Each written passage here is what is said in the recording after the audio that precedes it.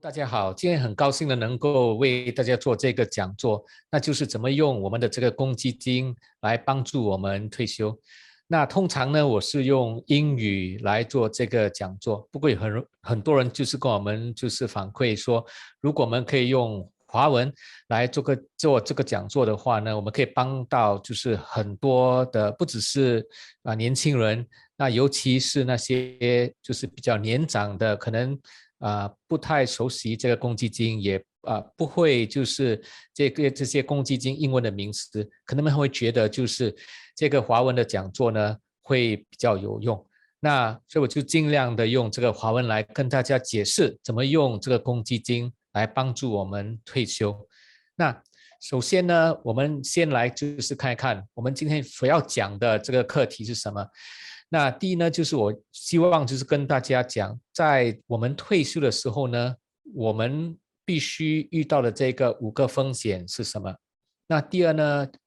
我就跟大家讲这个公积金的一些背景，然后呢，我们就要知道怎么样用这个公积金帮我们累积我们的退休金，然后才讲到怎么用这个公积金呢，让我们在退休的时候呢，可以取出一笔钱。那然后最后我们就讲这个所谓的 OA 跟 SA Shield。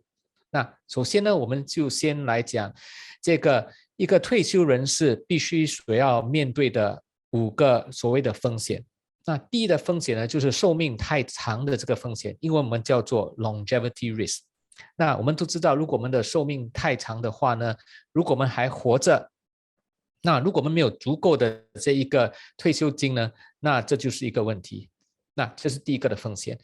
那第二个风险呢，就是通货膨胀率太高的这个风险。那目前呢，2022年呢，我们都已经就是亲身体验到什么叫做通胀率太高。好，那通胀率太高的话呢，表示因为我们所讲的就是我们的 purchasing power， 我们的这个能够拥有这个比较好退休生活的这个能力可能就没有那么好了，因为东西越来越贵嘛，那我们的这个退休金可能不足够让我们过我们要过的这个退休的生活。那第3个风险呢，就是这个医疗费用的风险。那这个风险不是说我们会生病，因为我们每个人都会生病。不过呢，问题就是如果我们生病的话呢，那如果去医院去疗养的话呢，可能那个医疗费用呢会太高。那这个就是第3的这个风险。那第4个风险呢，就是投资的风险。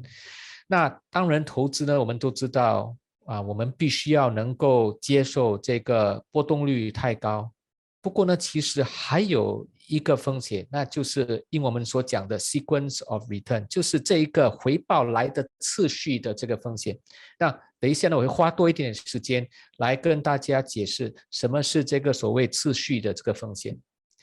那退休者必须要面临的第5个风险呢，就是花费太高的这个风险。那如果我们的花费太高，尤其就是在我们刚刚退休的时候呢，我们花太多钱，我们没有做这个预算嘛。那问题就是接下来到我们比较老的时候呢，可能就是不足够，我们的退休金不足够，所以这个风险呢，我们也必须要去看怎么样去应付了。好，那讲到这个5个风险呢，那接下来我要就是花多一点点时间跟大家解释这个所谓的次序性的这个风险 sequence of return， 就是你的投资的回报的这个次序。那我们所讲的这个风险到底是什么呢？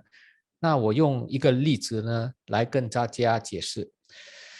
那我们看得到现在呢，就是所谓的这个 accumulator。那英文 accumulator 呢，就表示呢，如果你是还年轻，你还没有退休，可能你还有10年或20年的时间才退休，那你还在累积嘛？那累积英文就是 accumulate。所以如果你还在累积，你还没有退休的话呢，那假设说呢，你要投资，那你有2个组合可以选择。那第一个组合呢，就是 A 组合 Portfolio A， 那第2个组合 Portfolio B。那如果你投资先用就是10万块来投资，那如果你投资第1个组合 Portfolio A 的话呢，首3年的这个回报你可以看得到呢是这个负回报的，就是 negative return。那你的接下来呢的几年呢，它的回报呢多数是就是正面的。那当然有些年呢你是亏钱的。那当然最后的第3年呢，当你还没有退休的时候，你可以看得到你的回报呢还是正面性的。那如果你投资 B 的组合呢，那就相反了，就你首3年呢，其实你的回报呢还算是好的。那接下来就是一样的，有些年不好，有些年还不错啦。那最后的第3年，你还没有就是退休的第3年呢，你的回报呢就是负回报。好，所以可以看得到就是 Portfolio A 跟 Portfolio B 这个不同的这个地方了。那如果你投资这个 Portfolio A 跟 Portfolio B 的话呢，那有什么问题呢？其实只要这个就是你的平均的这个回报率呢是一样的话，那其实是没有问题的。好，你可以看得到这个平均的回报率呢，不管是 Portfolio A 还是 Portfolio B， 它平均的回报呢都是8%。所以虽然它的这个回报的次序不同，只要这个平均的回报2个组合都是8%，你所得到的这个回报金呢，所以退休金呢是一样的，就是大概69万。不过呢，如果你是退休者的话呢，这个退休的次序回报的次序呢就变得非常重要了。那我们用一样的这个例子，现在呢这个 accumulator 他已经准备退休了嘛，他已经累积到一笔钱，就是大概69万，他在66岁就要开始花这笔钱了。那假设呢这个退休者呢，退休人士呢，他每年就是从他的69万呢取出就是5%，当他的这个退休金的当他的这个退休的这个支出了。好，那我们看一看，他一样的投资在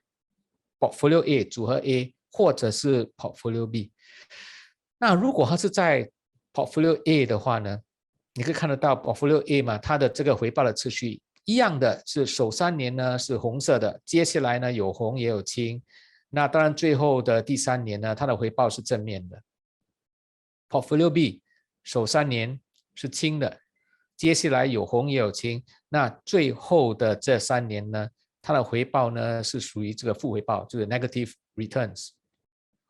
那如果他投资在这个 Portfolio A 的话呢，你可以看得到，他大概就是80岁呢，他的退休金已经全部的用完了。不过呢，如果他是在 Portfolio B 的话呢，他到了这一个90岁呢，他其实还有挺多钱的。当然，这个例子呢是有点极端了，是有点 extreme。不过呢，我希望可以看得到，大家可以看得到，就是为什么我们讲呢，在你退休的时候你的这个回报的这个次序是跟这个 accumulator 相比起来呢是更重要的。所以这是其中的一个所谓的投资的风险，我们必须要去应付的。好，那讲完这5个风险，那第一个风险就是寿命太长的风险，第二的这个风险呢就是通胀率太高，第3的这个风险就是医疗费用太高，第4的风险就是投资的风险，当然主要的我们讲到了这个回报次序的这个风险。那第5个风险呢就是你的 overspending， 就是没有预算嘛，那刚退休的时候呢，你的这个花费太高的这个风险。那了解了这个5个风险呢，我就是希望跟大家做一个总结了。在这部分呢做一个总结。那退休者5个风险，他忧虑的地方呢，就是因为寿命太长，他需要多一点资金嘛。那不过呢，这个又怕医疗的费用太高，而且呢，通胀率呢会就是使问题变得更大。